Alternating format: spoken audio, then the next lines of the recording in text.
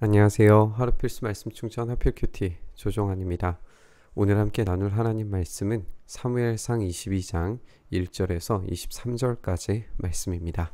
다윗은 거기에서 떠나서 아둘람 굴 속으로 몸을 피하게 됩니다. 그러자 형들과 온 집안이 그 소식을 듣고 그곳으로 내려가서 그에게 이르릅니다. 이제 형들과 온 집안이 다윗을 이제 무시했던 것에서 이제 이 사울이 당연히 다윗의 가문 전체를 못 살게 굴었겠죠. 이제 정치적인 일들 때문에 이제 이 이세 가족은 피난할 수밖에 없었을 겁니다. 그 가족들 전체가 다 다윗에게로 오게 되는 걸 우리가 보게 되죠. 이렇게 형들과 온 집안이 오게 됐을 뿐만 아니라 그들뿐만 아니라 압제를 받는 사람들과 빚에 시달리는 사람들과 원통하고 억울한 일을 당하는 사람들도 모두 다윗의 주변으로 몰려들게 됩니다. 이렇게 해서 다윗은 그들의 우두머리가 됐는데 400여 명이나 되는 사람들이 그를 따르게 되었다라고 이렇게 이야기를 합니다.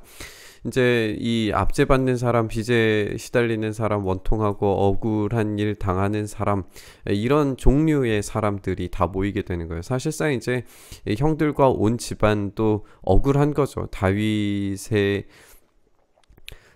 그렇게 죽을 만한 일을 한 것도 아니고 반역을 기획하고 실행한 것도 아니고 단지 사울 왕의 이런 갑작스러운 이 악의 때문에 이런 상황에 벌어지는 것이 이런 원통하고 억울한 일일 수 있습니다. 이런 사람들이 어떻게 모여드는지에 대해서 그 예시가 이 뒤에 나오기도 하지만 어쨌든 지금 다윗에게 몰려드는 사람들, 이 구성원들이 결코 건강하고 좋아 보이는 사람들이 아닌 것처럼 느껴져요.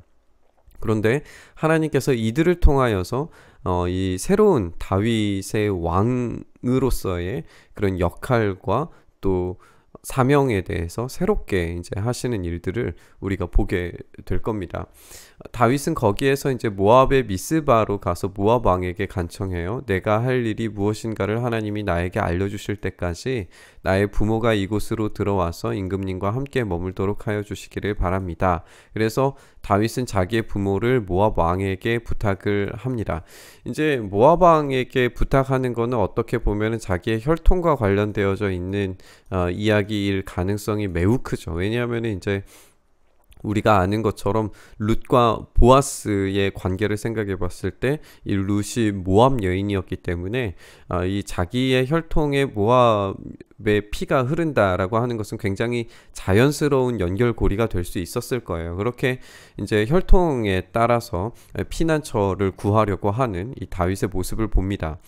다윗이 산성에 머물러 있는 동안에 이 산성이 어디에 위치해 있는지는 우리가 알 수 없지만 어쨌든 이 산성에 머물러 있는 동안에 부모는 모압 왕과 함께 삶으로써 이제 최소한의 안전을 보장받을 수 있는 그런 산성에 이 피난처에 머무르게 되는 것을 우리가 보게 됩니다. 그런데 그때에 갓이시라고 하는 예언자가 다윗에게 말하기를 그 산성에 머물러 있지 말고 어서 유다 땅으로 들어가라 라고 재촉을 합니다.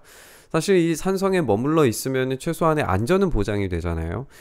사울이 함부로 모압 왕에게 싸움을 걸거나 전쟁을 벌여서 다윗을 죽일 만큼의 어떤 그런 상황은 아니었을 거란 말이죠.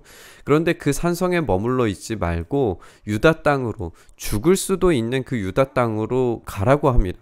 그래서 다윗은 그곳을 떠나서 헤렛 숲으로 들어갔다라고 이렇게 되어져 있어요. 이제 숲이라고 하는 것이 물론 숨기에 적당한 곳일 수는 있어도 산성이 주는 그런 강력한 보호를 기대하기는 힘든 그런 장소였을 거예요.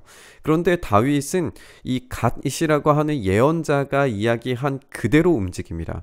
이런 자신의 보호가 이런 산성에 있는 것이 아니라 하나님의 말씀에 있다라고 하는 것, 순종에 있다라고 하는 것을 다윗은 이런 모습을 통해서 보여주고 있습니다. 하루는 사울이 기브아 산등성이의 에셀나무 아래에서 창을 들고 앉아 있었어요. 그의 신하들은 모두 그의 곁에 둘러서 있었는데 거기에서 사울이 다윗의 부하들을 거느리고 나타났다는 말을 듣습니다. 이 부하들을 거느리고 헤렛숲 유다 안으로 들어왔다는 말을 이제 들은 거죠. 근데 이것을 사울이 둘러서 있는 신하들에게 호통을 치기를, 이 베냐민 사람들아 똑똑히 들어라. 이새의 아들이 너희 모두에게 밭과 포도원을 나누어 주고 너희를 모두 천부장이나 백부장으로 삼을 줄 아느냐 라고 그렇게 호통을 치면서, 그래서 너희가 모두 나를 뒤엎으려고 음모를 꾸몄더냐, 이 지금 제대로 파악하지 못하는 사울의 모습을 이제 보게 되죠. 이런 악의에 찬 모습이 이제 자기의 신하들에게도 그대로 표현되는 걸 우리가 보게 됩니다. 내 아들이 이새의 아들과 맹약하였을 때도 그것을 나에게 귀뜸해 준 자가 하나도 없었다. 하지만 이제 그런 이야기들을 다 알고 있었다라고 이야기를 하면서도 이런 표현들을 쓰고 있죠. 또 내 아들이 오늘 나의 신하 하나를 부추겨서 나를 죽이려고 매복시켰는데도, 이거는 이제 거짓말이잖아요. 자기의 어떤 그런 피해망상적인 이야기들이란 말이에요. 그래서 이제 다윗이 자기를 죽이려고 매복해 있다라고 그렇게 피해망상적인 이야기를 지금 꺼내는 건데, 너희들 가운데에서 나를 염려해서 그것을 나에게 미리 귀뜸해 준 자가 하나도 없다라고 이야기를 하면서 제정신이 아닌 사울의 말들을 적나라하게 보여주고 있습니다. 바로 그때 사울의 신하들 가운데 끼어 있던 에돔 사람 도액, 우리가 이제 이 도액이 어디에서 나왔는지 알고 있죠. 그가 노베에서 이 아히두베 아들 아히멜렉과 만날 때에 이 도액이 그 성소에서 해야 할 일들이 있어서 거기에 있었다라고 하는 것을 우리가 알고 있어요. 그리고 이 도액이라고 하는 인물에 대해서 이제 어떤 첩자적인 역할들을 했었으리라고 하는 것을 이 아히멜렉과 다윗 두 사람 모두가 눈치채고 있었으리라고 하는 것을 우리가 예상했습니다. 그 일을 이제 보게 되는 건데, 그때 아히멜렉이 다윗이 해야 할 일을 주님께 여쭈어 보고 나서, 본문에서는 사실 이 주님께 여쭈어 봤다라고 하는 말이 등장하지 않아요. 그리고 뒤에 보겠지만 아히멜렉도 사실 하나님께 질문했다라고 하는 말이 없거든요. 그런데 그렇게 꾸며내는 거죠. 왜 그렇게 꾸며내냐 하면, 사울은 지금 하나님의 음성을 듣지 못하고 있는 상태예요. 거기에 대해서 굉장히 갈급합니다. 왜냐하면 자기 왕위의 정체성이 거기에 달려있기 때문에 그래요. 그에게 먹을 것도 주고 블레셋 사람 골리앗의 칼도 주었습니다. 그러자 왕이 아히두베 아들 제사장 아히멜렉은 물론 노베에 있는 그의 집안 제사장들을 모두 불러들입니다. 그래서 그들이 모두 왕에게 나왔어요. 사울이 호통을 치기를, 아히두베 아들은 똑똑히 들어라. 아히멜렉이 이제 임금님 말하십시오 이야기하니까 사울이 꾸짖기를, 내가 왜 이새의 아들과 함께 공모해서 나에게 맞서려고 하느냐, 내가 왜 그에게 빵과 칼을 주고 왜 그가 하여야 할 일을 하나님께 물어서, 이제 다시 한번 이야기하죠. 하나님께 물어서 이 일들을 했다라고. 그러니까 사울은 이게 지금 포커스예요. 이거는 한마디로 말하면 반역적 일이라고 완전히 선긋기를 하는 겁니다. 그가 오늘날과 같이 일어나서 나를 죽이려고 매복하도록 하느냐, 이건 이제 자기의 피해망상적 이야기이지 사실이 아님에도 불구하고 자기가 사실로 받아들이고 있는 걸 우리가 보게 돼요. 이렇게 완전히 이 정신이 나가 있는 이 악의에 똘똘 뭉친 사울을 우리가 보게 됩니다. 그러자 아히멜렉이 왕에게 대답하기를, 임금님의 모든 신하들 가운데서 다윗만큼 믿을 만한 사람이 누굽니까? 사실 이제 아히멜렉이 변명할 수 있잖아요. 다윗이 비밀 임무를, 정찰 임무를 맡았다라고 그렇게 이야기를 했기 때문에 내가 그렇게 들었습니다, 난 몰랐습니다 이야기할 수 있는데, 아히멜렉은 오히려 사울 앞에서 아주 정정당당하게 떳떳하게 다윗이 믿을 만한 사람 아니냐라고 오히려 이야기를 합니다. 더구나 임금님의 사위인 동시에 경호실장이고 이 궁중에서 매우 존귀한 사람이 아닙니까? 라고 하면서 사실을 이야기해줘요. 이제 우리가 아히멜렉이 이 아비두베의 자녀였다라고 하는 것으로 봐서 엘리 가문의 제사장이라는 것을 우리가 알 수가 있는데, 이 엘리 제사장의 가문에서 아주 이 제사장으로서의 역할을 잘 하고 있는 인물을 우리가 만나게 되는 거예요. 그가 할 일을 하나님께 엿주는 일은 제가 오늘에 와서 처음으로 시작한 것입니까? 전혀 그렇지 않습니다. 이 부분은 좀 우리가 해석의 여지가 있습니다. 왜냐하면 그가 할 일을 하나님께 엿줍는 일을 나는 한 번도 하지 않았습니다 라고 해석하는 것이 조금 더 문맥상 그리고 원어에 더 가까운 해석이라고 보여집니다. 한 번도 그렇게 해석해 준 적이 없습니다. 그때에 내가 다윗을 위해서 하나님의 뜻을 물었겠습니까? 라고 그렇게 대답을 한 게 이제 이 본문의 흐름상 그리고 원어에 따라서 이것이 더 적절해 보여요. 아히멜렉은 진짜 하나님께 질문한 적 없는 거예요. 다윗도 마찬가지였고 사실 관계에 대해서 아주 정확하게 이야기하는 것을 우리가 보게 되는 거예요. 임금님은 이 종이나 이 종의 온 집안에 아무 허물도 돌리지 마십시오. 이 종은 이런 일을 전혀 아는 바가 없습니다. 라고 이야기를 합니다. 그런데도 왕은 이런 선언을 내려요. 아히멜렉은 들어라. 어쨌든 너의 온 집안을 마땅히 죽여야겠다라고 그렇게 선언을 해버립니다. 그리고 왕은 자기 곁에 둘러서 있던 호위병에게 명령하기를 당장 달려들여서 주님의 제사장들을 죽여라. 하나님의 제사장이고 뭐고 이제 두려운 게 없는 거죠. 그들은 다윗과 손을 잡고 공모했고 다윗이 도망하는 줄 알았으면서도 나에게 귀뜸해주지 않았기 때문이다 라고까지 이야기하는데 왕의 신하들은 손을 들어서 주님의 제사장들을 살해하기를 꺼립니다. 하나님의 제사장을 죽이는 것이 어떤 의미인지에 대해서 굉장히 두려워하는 것이잖아요. 그런데 도액에게 왕이 명령을 합니다. 사울이 명령하기를 네가 달라들어서 저 제사장들을 죽여라 라고 이야기를 해요.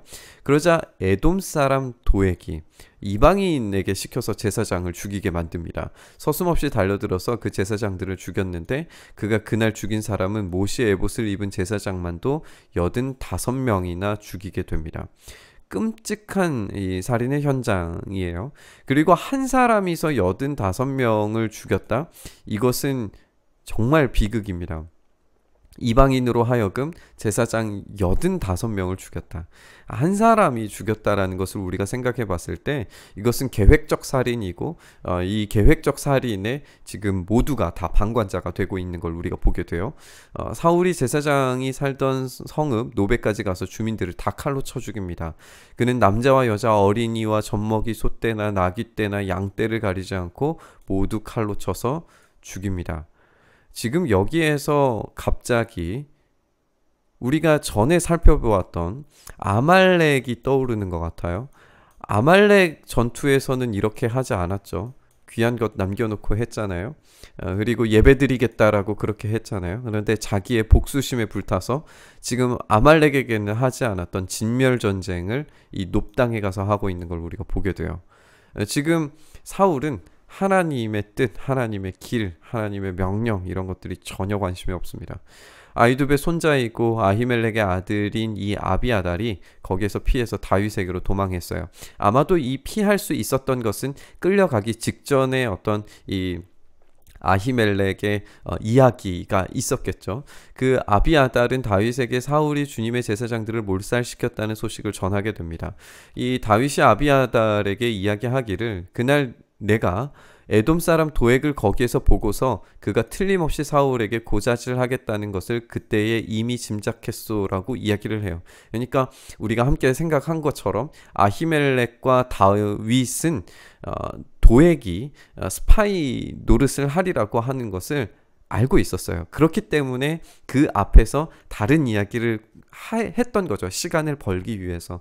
그만큼 아히멜렉은 다윗이 하나님이 세우신 왕이 되리라고 하는 사실을 알았다는 것을 우리에게 알려주는 것이고, 그리고 이 아비아달을 보내게 됨으로써 이제 하나님의 뜻을 이루어 드릴 수 있는 제사장 한 명, 하나님의 뜻을 질문할 수 있는 제사장 한 명이 이 다윗에게로 오게 되는 그런 모습을 우리가 보게 됩니다. 그래서 제사장의 집안이 몰살당한 것은 내 책임이다 라고 이야기하면서 이제 두려워하지 말고 나와 함께 지냅시다. 이제 나의 목숨을 노리는 사람이 바로 당신의 목숨을 노리는 사람이기도 하니 나와 함께 있으면 안전할 것이오 라고 그렇게 이야기를 합니다. 이렇게 지금 다윗은 계속해서 피난처를 찾기 위해서 도망하는데 거기에 억울하고 억눌리고 이 잡류와 같은 사람들이 합류하고 있지만 그것을 통하여서 하나님께서 작은 국가와 나라를, 그래서 하나님의 보호와 안전이 제공되는 곳을 다윗을 통하여서 만들어가고 계시는 것을 우리가 보게 됩니다. 하나님의 말씀은 이루어지고 압제당하는 자, 빚에 시달리는 자, 원통하고 억울한 자들이 다 모여서 이 마지막 최종적으로 제사장, 억울한 일을 당한 이 제사장까지 합류하게 되면서 하나님 나라 공동체가 어떤 방식으로 움직여 가는지에 대해서 우리가 살펴보게 될 겁니다. 그런데 그 살펴보는 모든 이제 광야의 사건들을 우리가 생각을 해보면 죽음의 위기 앞에 놓여져 있는 사건과 시간들이 훨씬 더 길다는 것을 우리가 알게 돼요. 그런데 그런 상황 가운데에서 하나님께서 안전하게 보호하시고 지켜주시고 승리하게 하시고 마침내 하나님 나라 그 국가를 이루게 되는 완성을 우리가 보게 되리라는 거죠.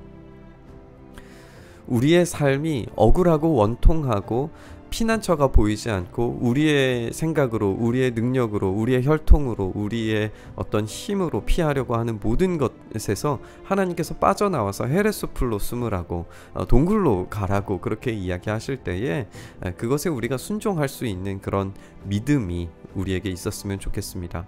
그런 모압의 그런 산성이 어떤 안전한 피난처라도 그곳에서는 하나님 나라가 이루어지지도 않고 참된 안전을 얻을 수도 없지만 하나님께서 제공하시는 안전은 그런 곳에 있지 않다는 것을 우리가 생각해 봤으면 좋겠습니다.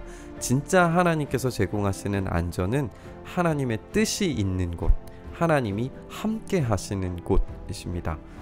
다윗이 그런 하나님과 함께하는 삶을 위해서 애쓰고 노력했던 시편의 이야기들을 우리가 생각을 해보고 이제 아비아달도 이곳에 옴으로써 하나님의 뜻을 묻고 질문하고 움직일 수 있는 공동체가 된 것을 우리가 살펴본다면 진짜 안전이 어디에 있는지 우리가 생각을 해볼 수 있습니다.